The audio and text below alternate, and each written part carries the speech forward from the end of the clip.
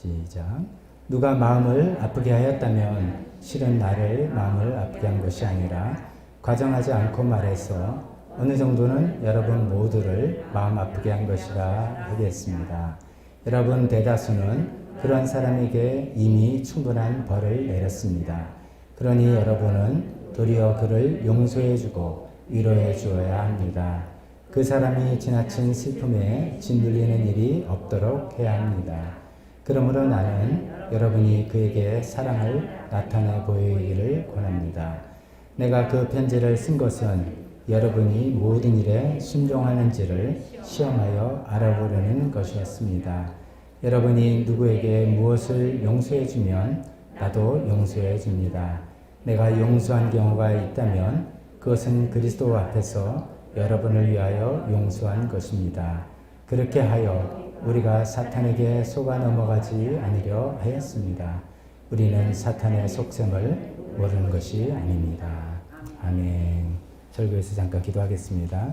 하나님 아버지, 계속해서 고린도후서 말씀을 순서대로 따라가면서 그 당시에 있었던 일들, 그 당시에 나눴던 말들이 우리에게도 동일하게 적용이 되며 우리 삶을 또 인도하고 지배하는 것을 경험하게 됩니다. 오늘도 우리에게 주신 말씀이 우리 꼭 필요한 말씀 되고 우리가 받아들일 것, 우리가 고칠 것, 우리가 변화될 것, 성령님께서 알려주신 대로 붙들고 고쳐나가겠다고 결단하는 이 시간 되게 도와주시옵소서. 예수님의 이름으로 기도했습니다. 아멘. 자리에 앉으시기 바랍니다.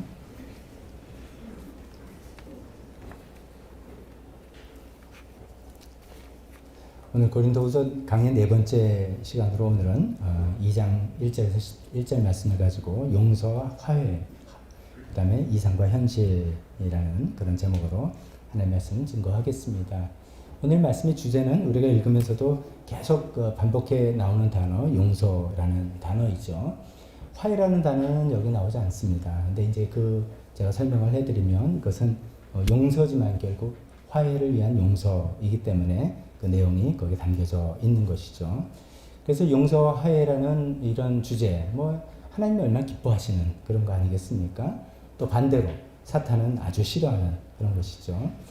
이런 내용을 그냥 주제 설교로 이야기할 수도 있지만 우리는 쭉 이제 본문에 따라서 흘러내려가는 제 강의 설교임으로 성경 내용을 왜 이런 이야기가 나왔는지를 좀 이렇게 설명드리고 본문을 잘 이해하고 그 다음에 포인트를 좀 말씀드리려고 합니다. 본문 설명을 좀 드리면 제가 2주 전에 고린도 우리는 전서 후서 편지가 2개다 이렇게 생각하지만 사실은 어떻게 보면 한 4개 정도가 있었다라는 말씀을 드렸지 않습니까? 이제 그런 거를 좀 이해해야지만 이 상황을 이해하는 것이 편합니다. 이제 고린도 교회 사도 바울이 교회를 개척하고 이제 다른 곳에 가서 사역하는 동안에 좀 이제 문제가 많이 생겼던 것이죠. 그래서 그 문제에 대한 조언을 주고 이야기를 하려고 편지를 쓴 것이 고린도 전서. 그 전에 편지가 또 하나 있었지만 그거는 이제 넘어가고요. 이제 고린도 전서를 썼습니다.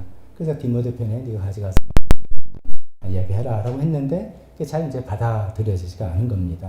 그래서 사도 바울이 아니 이게 좀 편지로 안 된단 말인가? 라고 해서 직접 고린도에 방문을 했습니다. 성경에 이런 내용은 자세히 나오진 않습니다만 직접 방문해서 사실은 이제 여러 가지 교회 내 문제도 있었지만 문제를 일으키는 교인 한 사람이 있었던 겁니다.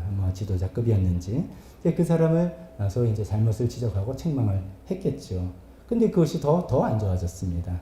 문제를 일으킨 그 교인이 그걸 받아들이지 않고 뿐만 아니라 고린도 교인 대부분이 그 사람을 오히려 지지해가지고 사도 바울이 오히려 떠나야 됐습니다. 그래서 이제 떠나고 난 다음에 생각을 해보니 너무나 이제 마음도 아프고 물론 이제 상처도 받고 여러 가지 기분도 좀 안 상했겠지만 이렇게 교회가 놔두면은 이 하나님의 귀한 교회가 그냥 홀라당 넘어가겠구나 라는 생각에 다시 또 한 편지를 썼죠. 그것이 이제 눈물의 편지라고 우리가 표현하는 세 번째 편입니다. 정말 눈물을 흘리며 구구절절 회개를 촉구하는 잘못한 것을 이해시키는 그런 편지를 썼던 것입니다. 그래서 눈물의 편지를 디도라는 제자 편에다 보냈습니다. 그리고 이제 그 결과를 초조하게 기다리는데 너무나 감사하게 그 편지를 읽고는 고린도 교인들이 마음을 돌이키고 회개를 하고 이제 그것이 모든 게 잘 됐다라는 그런 내용이었습니다. 그 이제 또 7장에도 또 이제 계속해서 필요하면 반복을 해서 우리가 전체로 이해를 하는데 도움이 되겠습니다. 자, 근데 이제 그것을 잘 받아들였는데 그게 어떻게 받아들였는가 하면은 고린도 교인 전체들이 사도 바울의 그 세 번째 그 눈물의 편지를 보고 깨달은 겁니다. 아, 이거 우리가 잘못 생각한 거구나. 저 사람이 잘못한 거구나. 이런 생각을 들어서 그 문제를 일으켰던 사람을 징계를 했다는 것입니다. 우리 지금 표현하면 치리했다 뭐 이렇게 표현할 수도 있겠죠. 그 6절에 오늘 본문에 보니까 여러분들이 이미 그 사람한테 충분한 벌을 줬다. 여기 벌이 그런 징계입니다. 정확히 뭔지 모르겠습니다. 뭐 때리는 거겠습니까? 뭐 이제 당시 잘못했다고 공개적으로 지적을 한 건지 아니면 거리를 둔 건지 뭐 이렇게 된 것이죠. 자, 그래서 이제 그 소식을 들으면 사도 바울이 한편으로 너무 감사하다. 이제 교회가 좀 바로 잡혀 나가는구나라는 감사하는 마음이 있었지만 또 한편으로 걱정스러운 마음이 있었습니다. 왜냐하면 그 잘못했던 사람이 회개를 또 했다고 분명히 들은 거거든요. 회개를 했음에도 불구하고 고린도 교인들이 저 사람을 받아들여주지 않고 있는 그런 상황이니까 아, 그렇게 되면 또 이건 일은 저 사람은 큰 낙심이 될 텐데 잘못하면 사단의 좀 이게 빌미가 될 텐데 라는 그런 생각이 들었던 것이죠. 그래서 이제 오늘 내용이 그렇게 해서 나오는 것입니다. 자, 그런 배경에서 이제 오늘 본문을 이해를 해야 되는데 고린도 교인들이 왜 그 사람을 용서를 잘 안 했을까 이렇게 생각을 해보게 되죠. 아니 뭐 잘못했다는데 용서해주면 되지 않는가 이런 생각이 드는데 이게 참 그렇습니다. 누가 누구를 용서하는 거는 제3자가 정말 말하기 힘든 겁니다. 그거 가지고 용서해주면 되잖아. 이게 정말 안 되는 게 그런 일인 것 같아요. 그게 이제 진짜 어떤 피해와 상처를 직접 당해보지 않고는 또 어떻게 보면 무엇이 옳고 그르고 이런 사람은 용서 쉽습니다. 아니 뭐 이래도 되고 저래도 되고 이런 사람들은 용서가 너무 쉽죠. 근데 확신이 없는 거죠. 기준이 분명치 않은 분들은 뭐 어차피 이래도 되고 저래도 되니까 뭐 어떠냐 시끄럽지 않으면 되지 뭐 이런 거고 뭔가 분명히 확실한 걸 붙들고 정말 열정을 다해서 했다가 그것이 어떤 오해와 상처와 뭐 이렇게 됐을 때 마음의 아픔을 경하고 그것을 용서하는 거는 생각보다 쉽지가 않은 것이죠. 이제 고린도 교인들이 좀 그랬던 것 같아요. 처음에는 자기네도 잘 몰라서 사도 바울이 방문해서 한 사람을 막 잘못했다고 하니까 뭐 저거는 좀 아니지 않나? 괜히 이제 그런 마음에 부안해동해서 막 사도 바울한테 그러면 안 되죠 뭐 이랬던 교인들이 세 번째 눈물의 편지를 받고서 가만히 읽어보니까 자기들이 잘못한 걸 느끼겠죠. 그러고 보니까 사도 바울한테 얼마나 미안했고 또 얼마나 그 마음이 좀 아팠겠습니까? 아니 저 사람 때문에 우리가 사도 바울을 이렇게 아프게 했었네 라고 생각하니 그 사람을 쉽게 용서 뭐 할 수 있습니다만 잘 안 됐겠죠. 또 이런 거죠.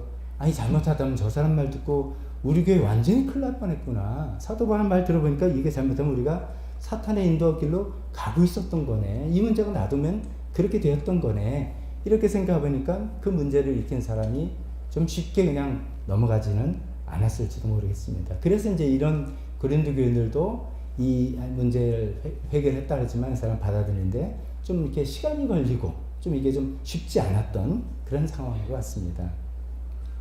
한편 바울도 그럴 것 같아요. 바울은 사실은 더 쉽지 않았을 것 같습니다.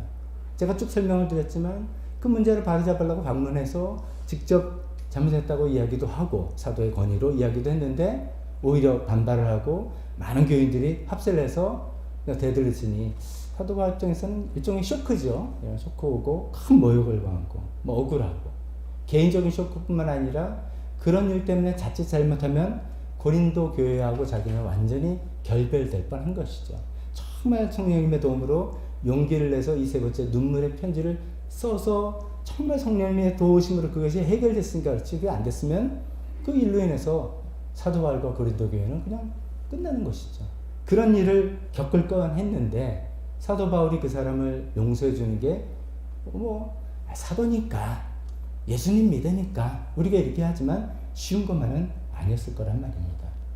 그럼에도 불구하고 사도 바울이 그를 용서했으니까 당신들도 그 사람 용서해주고 이제 받아줘야 된다. 이 이야기를 지금 하고 있는 겁니다. 그래서 7절, 8절에 이런 표현들을 쓰고 있습니다. 여러분은 도리어 그를 용서해주고 위로해줘야 되고 또 그 사람에게 사랑을 나타내 보여줘야 됩니다. 이런 얘기입니다. 이게 이제 성경을 그냥 배경을 모르시고 그냥 쭉 읽으면은 너무 좋은 말들이에요. 용서, 위로, 사랑. 그러니까 아무 맥락 없이 우리가 누구를 용서해 줘야 되나 이런 생각을 할 수 있는데 그런 게 아니라 이런 배경을 우리가 좀 알게 되면 여기서 말하는 용서, 위로, 사랑을 해서 결국 교회에 다시 일원이 되는 화해를 하라고 지금 하는 그런 맥락에서 이야기를 하고 있다는 것을 우리가 알 수 있습니다. 사도 바울이 좀 더 적극적으로 10절에 이렇게까지 이야기합니다. 여러분이 누구에게 무엇을 용서해주면 나도 용서해줍니다. 이거 어디서 많이 들어봤어요? 예수님이 하시던 어투죠. 너희가 용서하면 하늘의 아버지께서 너희를 용서하신다. 이게 이제 그만큼 당신들 보기에도 내가 더 내가 더 상처 모욕을 받았지만 당신들이 용서해주면 나 그 사람 용서할 거다. 사실은 나는 이미 용서했으니까. 왜? 내가 그리스도 앞에 섰을 때 내가 어떻게 용서 못할 사람이 있겠느냐.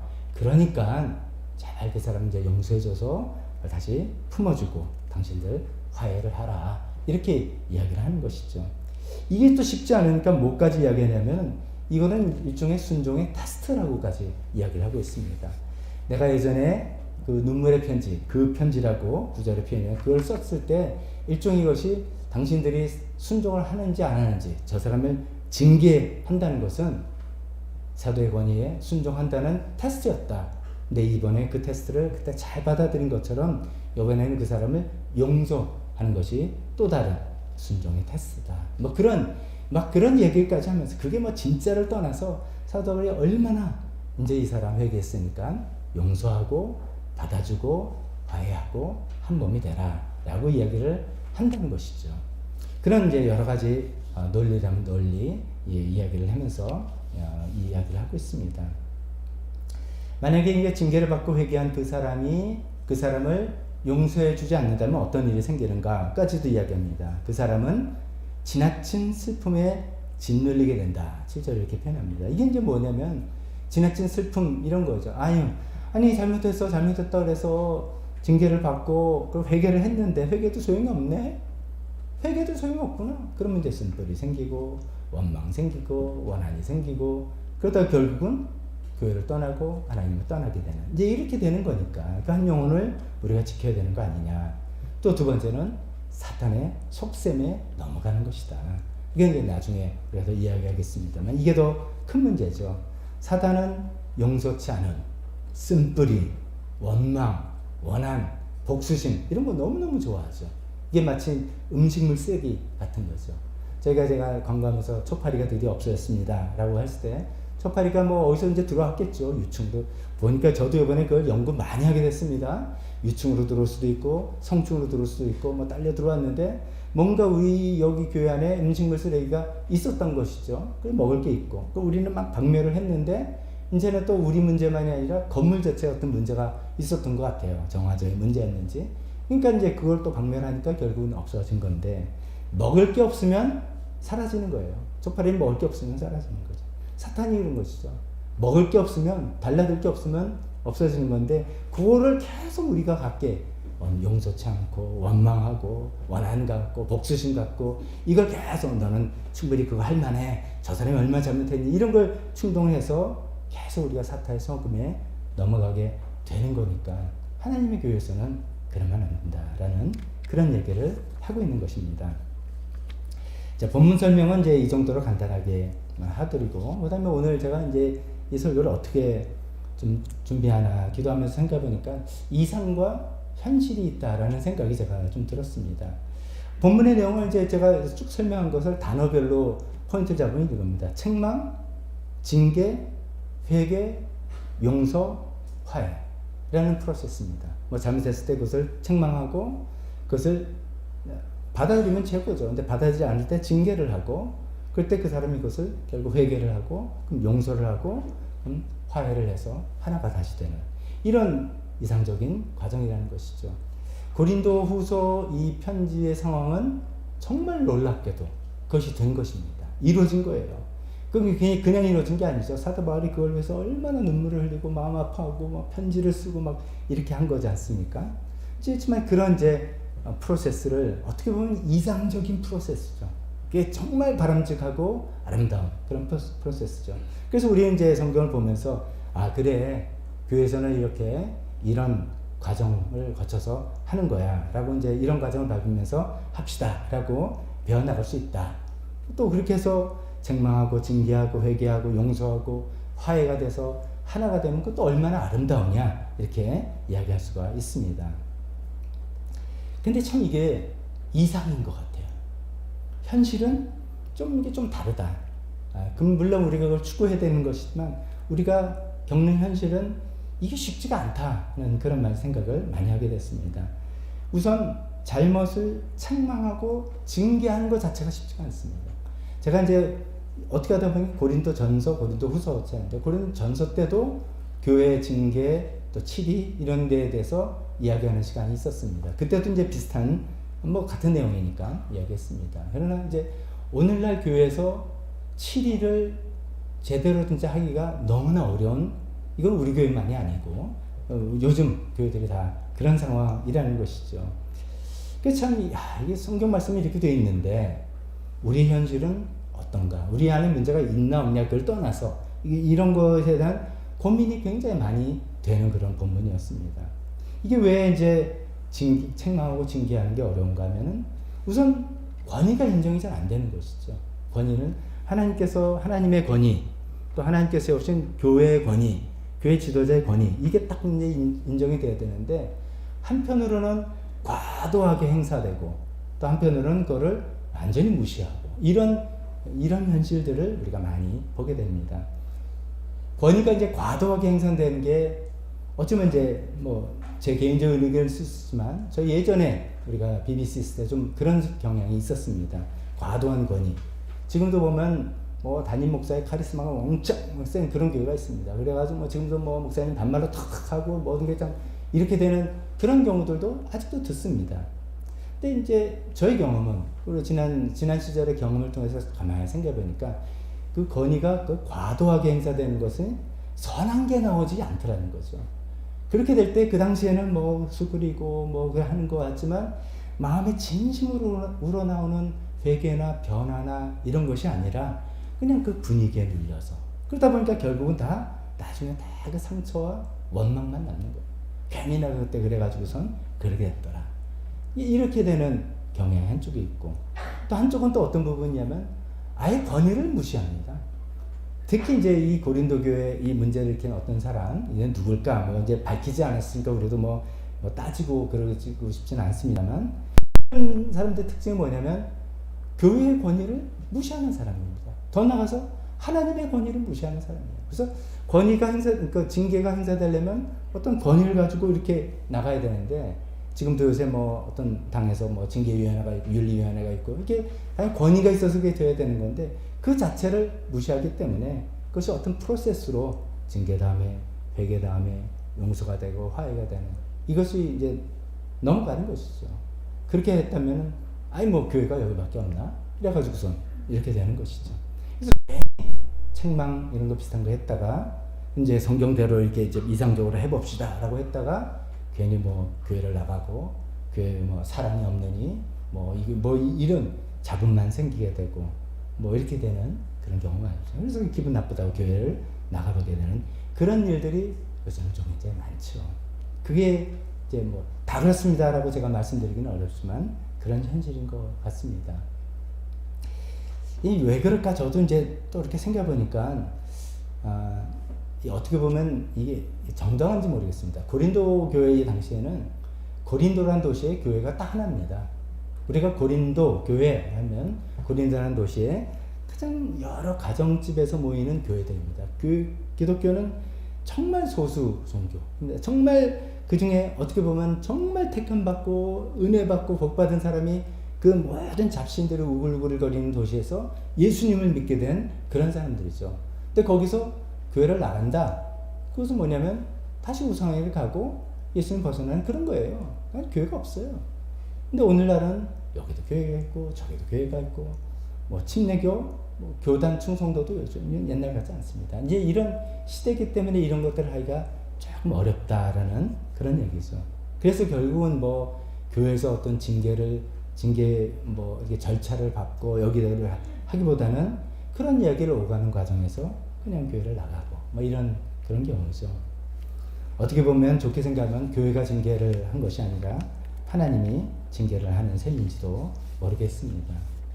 자, 그렇게 생각해보니까 참 한편으로는 마음이 좀 우울하기도 했어요. 아니, 이제 성경 말씀 분명히 이런 건데 이걸 우리가 그대로 하기는, 아니 뭐 그런 문제가 있어야 되는 게 아니죠. 그렇지만 만약에 그렇다면 그렇게 해라고 지금 가르쳐 주는 것 같은데 그렇게 할 수 있나? 뭐 이런 생각도 들면서 참 일주일 내내 고민이 많았습니다. 기도가 많고 이거를 우리가 어떻게 소화하고 어떻게 받아들이고 저는 또 어떻게 설교를 해야 되냐.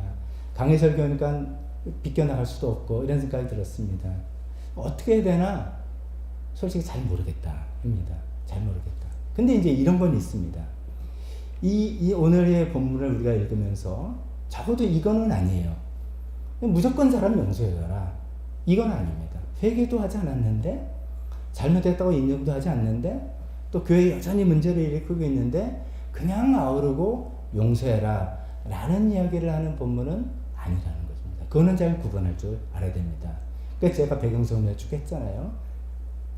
책망이 있는 것이고 그 책망을 받아들이지 않기 때문에 징계가 있고 그 다음에 겨우 회개가 일어나서 용서를 지금 해야 되느냐 말고 그 다음에 용서와 함께 화해를 하라고 하는 이런 문맥상에 있는 내용이지, 여전히 교회에 큰 어려움을 일으키고 있고 잘못해놓고서도 내가 뭐 잘못했냐 사과도 하지 않고 회개도 하지 않는 사람을 그냥 성경이 용서하라 그랬네, 용서합시다, 그런 본문은 아니다는 것을 우리가 알아야 되겠습니다.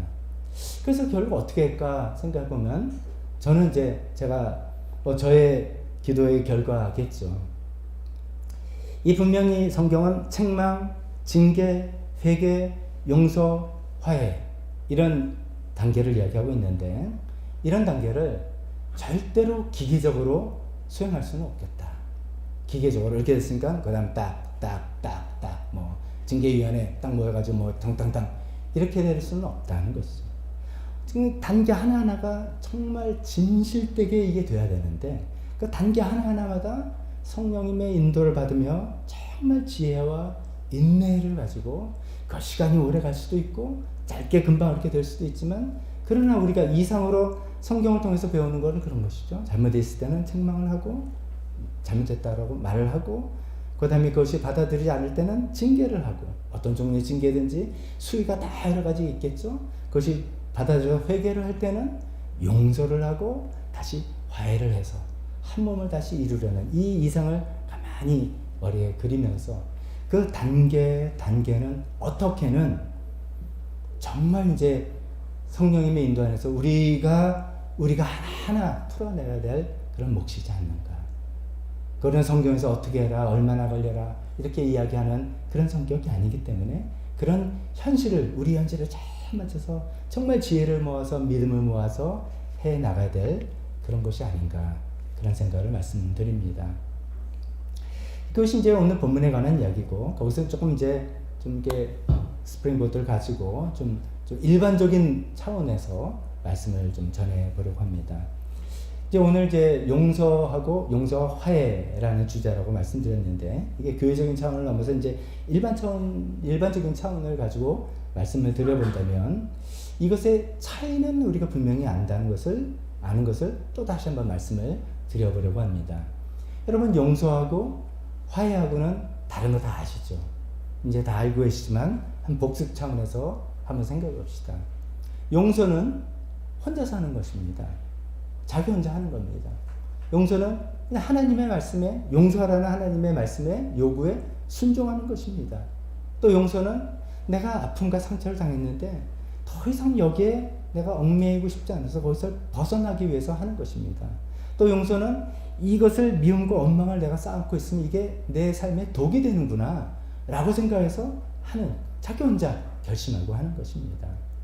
용서는 가해자의 사과나 회개 없어도 할 수 있는 것입니다. 그걸 기대할 수 없는 상황에도 나는 용서할 수 있습니다. 그냥 나 혼자 하는 겁니다. 용서는 하고 난 다음에 금방 잊어버리게 되지 않을 수 있습니다. 대부분 그렇지 않습니다. 그렇지만도 용서는 뭐냐, 포인트가 나에게 상처 주고 피해 준 사람을 되갚아야지. 이거 안 하겠다는 것입니다. 그 사람에게 당신도 내가 받은 상처 주고 당신에게 어떤 형태로 보복을 하고 불이익으로 내가 되갚겠다는 것을 하지 않겠다.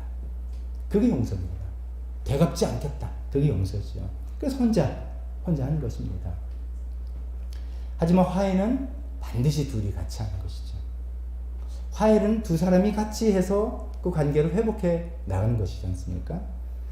이 화해에는 적어도 두 가지 전제가 있는 것 같습니다.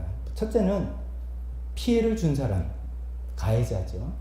상처를 준 그 가해자가 진정으로 회개하고 사과하고 회개하는 게 있어야 되는 것입니다. 이건 미안하다고 해. 이거 안 되는 것이죠. 내가 뭐가 미안하고 뭐가 잘못된 거야 라는 것을 분명히 인정하고 그것을 사과하고 하나님 앞에 회개하는 것이 있는 게 첫 번째 전제죠. 두 번째 전제는 그보다 더 어려운 게 그 사과와 회개를 받아들이고 저 사람이랑 관계를 회복할 때 내가 안전한가? 이것이죠. 안전함이 담보돼야 되는 것입니다. 이제 고린도후서는 그게 다 된 상황이에요, 사실은. 왜냐하면 그 문제를 긴 사람 한 사람이고 고린도 교인 전체가 이제 정신을 딱 바로 차렸기 때문에 이 사람이 또 문제를 일으켜도 당신이 또 왜 그래? 이렇게 할 수 있는 분위기가 된 것이죠. 근데 우리가 극단적으로 그런 거 있지 않습니까? 가정폭력 하는 사람. 가정폭력을 해놓고선 자기가 진정으로 잘못했다고 인정을 잘 안 하는 사람이 대부분입니다. 그럼 이제 경찰서 끌려가니까 뭐 잘못해서 고쳤나요? 근데 이것이 진정으로 안 되고 이건 일종의 병이기 때문에 그 사람을 잘못했다는 말만 듣고 화해를 해서 같은 집에서 사는 것은 굉장히 위험할 수 있다. 그런 얘기를 많이 들었잖아요. 더 심한 예는 성폭력 범죄자. 뭐 굉장히 위험한 것이죠. 그러니까 화해는 저 사람이랑 관계를 다시 해서 내가 같이 지내는 게 안전한가. 이거를 확신해야지만 화해가 되는 것이죠. 그렇기 때문에 화해는 훨씬 더 힘들고 어렵습니다. 그리고 화해는 훨씬 더 드뭅니다. 근데 성경에서는 우리에게 모든 사람과 화해하라 이야기하지는 않습니다.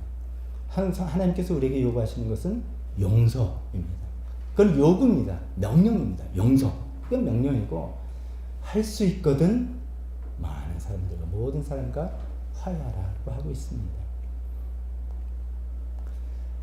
저 자신의 경우도 저한테도 좀 그런 게 있습니다. 저도 이제 어떻게 보면 화해 단계까지 바라는 마음이 있지만 그냥 용서 단계에서 먹는 관계가 있습니다. 저 분명히 용서했고 아픔에 더 이상 사로잡히거나 뭐 복수를 하거나 뭐 망했으면 좋겠다는 이런 마음 다 이제 없지만 상대방의 진정 어린 사과나 회개나 이런 것이 아니기 때문에 없기 때문에 관계 회복까지는 가지 않는 그런 경우도 있습니다. 뭐 그것 때문에 좀 안타깝게 생각도 되다가도 어쩔 수 없다. 그건 내 몫이 아니다. 나는 내 몫을 하는 것뿐이다. 내가 할 몫은 용서고 그 다음은 이제 또 하나님께서 그 심령에 이제 해야 될 일이겠죠. 그런 경우가 우리 삶에 좀 많지 않은가 싶습니다. 그런데 반드시 화해까지 가야 되는 관계들도 있죠. 반드시 화해까지. 가장 1차적으로는 가족이지 않을까 싶습니다. 가족이 화해까지 안 가고 있다면 얼마나 불행한 그런 가족이겠습니까?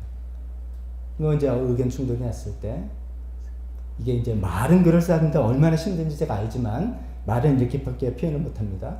건강하고 성숙하게 의견을 나누고 쉽지 않습니다. 네, 근데 그렇게밖에 제가 뭐 어떻게 표현하겠습니까?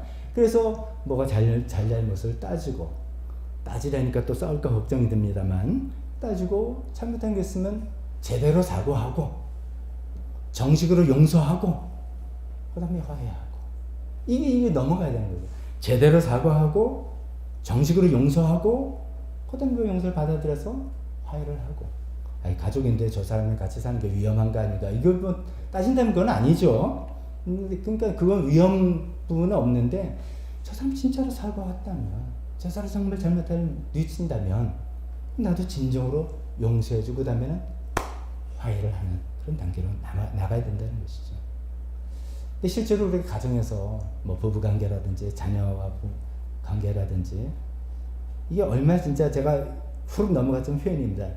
제대로 된 사과, 정식으로 용서, 이렇게 되어가는지, 아니면 그냥 후루룩 그냥 넘어가고, 뭐 이렇게 해서 마땅히 이게 딱 이게 이런 거죠. 어떻게 보면 잘못을 인정하지 않는 사람은 어떻게 용서하고, 용서하지도 않는데 어떻게 화해를 하는가, 이런 것이죠.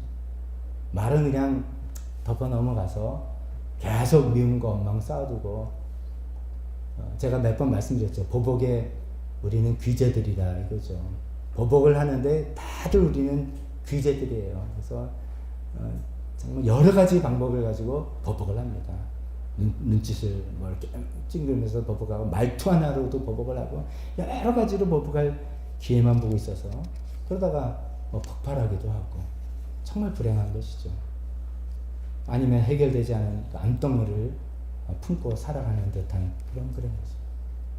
우리 가정에서 정말 이게 좀 저도 이렇게 말씀드리면서 이게 또 얼마나 쉽지는 않다는 것을 압니다. 뭐 저 자신도 굉장히 어려움도 겪고 있을 때 많으니까요. 그 지난번에 우리가 쭉 시리즈로 정서적으로 건강한 그리스도인, 제가 설교를 잘해서 뭐 잘했다 뭐 들어봐라는 뜻이 아니라 여러분 정말 그 잘 마음에 품으시기 바랍니다. 우리가 정서적으로 건강하기 위해서 어떤 요소들이 필요한가. 그래서 정서적으로 우리가 유아에서 뭐 아동에서 사춘기에서 성인으로 점점점 우리가 성장해 나가지 않으면, 겉으로는 다 우리가 성인으로 지금 활동하고 있고 뭐 세상에서 어떤 역할도 하고 있지만, 정서적으로 어린아이가 되면 이런 대화를 못하는 것이죠. 진지한 대화를 못하고, 솔직한 대화를 못하고, 솔직하게 사과 못하고, 솔직하게 용서 못한다는 것이죠. 사실 진짜로 어떤 것을 내가 잘못했어요, 솔직하게 내가 정말 미안해, 잘못했어, 이거 의외로 못하는 사람 많습니다. 정서적인 악이라서 그렇습니다. 하나님의 은혜로 정말 성령님 저를 좀 키워주세요. 저를 내가 뭐가 문제인가, 내가 왜 이렇게 자존감이 떨어진가, 예수님 믿는다고 하는데 내가 왜 이런가, 이런 고민 끝에 내가 정서적으로 좀 건강하게 점점점 채워져서 잘못한 건 정말 정식으로 사과하고, 또 용서하고, 용서했으면 뒤끝 없게 나가고, 뒤끝 있어도 뒤끝 있으면 미안 이렇게 나가고, 그래서 그 화해를 하고 한 단계 묻고 뒤로 던지고 그 다음에 또 나가고 또 이렇게 되는 것이 가정이 되어야 되겠죠. 교회하고 목장도 그럴 것 같습니다. 우리는 어차피 이제 한 교회에서 신앙생활하기로 결정하고 가던 사람들인데, 혹시나 교회 안에서 껄끄럽고 뭐 이게 있으면, 이게 뭐 미안하고 그러는 건데 뭐 미안하다고 한 것도 아니고 뭐 잘못했다고 말한 것도 아니고, 이래서 계속 속으로 뭐 저 사람은 왜 저래 이렇게만 되고 간다면, 오늘의 결론인 것처럼 사탄만 좋아하는 것이죠. 그게 다 사탄의 속셈이다 하는 것이죠. 마지막 포인트가 이제 용서와 화해의 차이를 알고, 특히나 우리가 가족과 교회의 단계에서는 화해까지 가봅시다 라고 말씀드렸다면, 네 번째 사탄의 속셈, 이게 이제 제일 무서운 거죠. 11절에 사도 바울이 왜 이렇게 고린도 교인에게 정말 구구절절히 이런 말 저런 말로 하면서 그 사람을 용서하고 화해하라 라고 권면하는가 하면, 그렇게 하여, 즉 용서해서 11절에 우리가 사탄에게 속아 넘어가지 않으려 하였다. 우리는 사탄의 속셈을 모르는 것이 아니다. 사탄의 속셈이라고 세 번 표현했고, 또 옛날 그 개혁개정은 사탄의 계책 혹은 계략, 영어로 스킨이라고 해서, 사탄의 그 교묘한 계략이 그것이죠. 사탄의 계략이 뭡니까? 분열이죠. 분열. 하나가 되는 거 싫어하는 거지. 용서하지 마. 너 얼마나 억울하니? 너 당했잖아. 저 사람 틀렸어. 근데 네가 왜 용서하고 꿇어? 하지 마. 용서해도 화해까지는 하지 마. 그래야지 네가 계속 활자라서 울고 있는 거야. 뭐 이런 얘기 자꾸만 우리한테 사탄은 이야기합니다. 그게 사탄이 바라는 거예요. 그래서 뭐 겉으로는 한 가정으로 살고, 한 교회 다니고, 직장에서 동료끼리 뭐 한 팀이니 어떻게 해도 사실은 다 계속 마음속에 상처, 원망, 그냥 속상함, 이런 거 계속 갖고 살게 하는 것이 사탄의 속셈입니다. 그런 것들이 우리 안에 있으면 어떻게 된다고요? 촉발이 끝나니까요. 그 음식물 쓰레기 있으면 초파리가 얼씨구 나고 달려서 그 안에서 알 까고 있으면 초파리 때문에 고생할 때요. 카페에서는 하루에 파리를 200마리 잡습니다. 초파리를. 여러분들 주일날 잠깐 오시니까 상상이 잘 안 가시죠? 저기서 근무하다 보면 200마리를 잡아야 돼요. 정말 이게 뭐 정신이 나갈 정도. 이거는 잡아도 끝이 없어요. 한 마리가 200마리씩 알을 낳는데요. 근데 7일 되면 또 얘가 또 알을 낳는 거예요. 그러니까 200마리 곱하기 7 해서 이렇게 이 기하급수 늘어나는 거를 이거 한 마리 잡는다고 해결이 안 되는 거거든요. 사단의 속셈이 그거죠. 우리 안에 원망 심어주고 분열 심어주고 용서치 않고 쓴뿌리 갖고 난 저 사람 때문에 불행해. 저 사람 만나가지고 내 인생 이렇게 적쳤어. 이런 마음들 계속 심어주고 하나님께서 우리를 용서하시고 그리스도를 앞서서 우리를 화해를 하셔서 우리 하나님의 자녀로 만드시고 이렇게 나아가는데 우리 마음속에 계속 그런 음식물 쓰레기 남게 해서 교회를 분열하게 하고 가정을 분열하게 하고 우리 거룩한 직장터를 분열하게 하고 하는 그런 것이 사탄의 속셈이지 않겠습니까? 제일 진짜 떠오르면서 여기에는 무너지는 거 그런 거 있어요. 쟤네들 예수님 믿어도 소용없어. 이거예요. 사탄이 그걸 갖고 놀 것 같아요. 우리가 용서하지 못하고 화해하지 못하고 막 이런 걸로 막 부글부글하고 있는 이런 모습. 아니 저는 그럴 만한 정당한 이유들이 다 있어요. 억울한 일이고요. 뭐 딱 이렇게 해야 되는데 그걸 안 하는 거고요. 뭐 있어요. 다 있는데 그 내 마음속 이거를 해결하지 못하고 부글부글하는 내 모습을 사탄이 보면서 아유 쟤 예수 믿어도 소용없어. 내가 그냥 갖고 놀면 끝이야. 라고 하는 게 사탄의 속셈인 거죠. 그 사탄의 노란하는 그런 일을 우리가 해서는 안 되지 않느냐. 이런 말씀입니다. 말씀을 정리해 봅니다. 오늘 성경 말씀은 본문은 굉장히 이상적인 과정을 우리에게 소개하고 있습니다. 잘못했을 때 그걸 책망하고 안 받아줄 때 징계하고 그것을 다행히도 받아서 회개하면 용서를 하고 아름답게 화해하라는 그런 고린도 교회에서 일어났던 너무나도 아름답고 이상적인 이야기이겠습니다. 우리도 이런 이상적인 프로세스를 잘 기억하고 있어야 됩니다. 비록 우리의 현실이 어렵지만도 그 단계 하나를 기억하면서 하나님의 성령님의 지혜로 그걸 충분히 진실되게 그 한 단계를 밟아 나가는 우리가 개인과 우리 교회가 되기를 원합니다. 또 두 번째로 생각하는 것은 우리 일반적인 차원에서 말씀드렸습니다. 또 다시 여러분께 질문합니다. 여러분 마음에 아직 용서가 되지 않은 사람이 혹시 있습니까? 용서가 되지 않는 사람이 있다면 사탄의 계략에 넘어가고 있는 중입니다. 용서해야 되는데 용서했다고 하는데 화해가 되지 않는 사람, 물론 안전이 보장이 안 되거나 저 사람이 해결을 하지 않고 사과를 하지 않아서 그런 거야 어쩔 수 없지만 그렇게 됐는데도 화해가 되지 않는다면 역시 사탄의 속셈에 넘어가고 있는 것입니다. 우리 마음속에 분열이 있다면 사탄이 아주 좋아합니다. 우리는 거기에 넘어가지 않도록 정신 차리고 우리 자유의지를 발휘해서 결심하고 성령님의 도움을 받아서 그것을 화해로 환원되는 것으로 나아가는 우리 모두가 되었으면 좋겠습니다. 기도하겠습니다.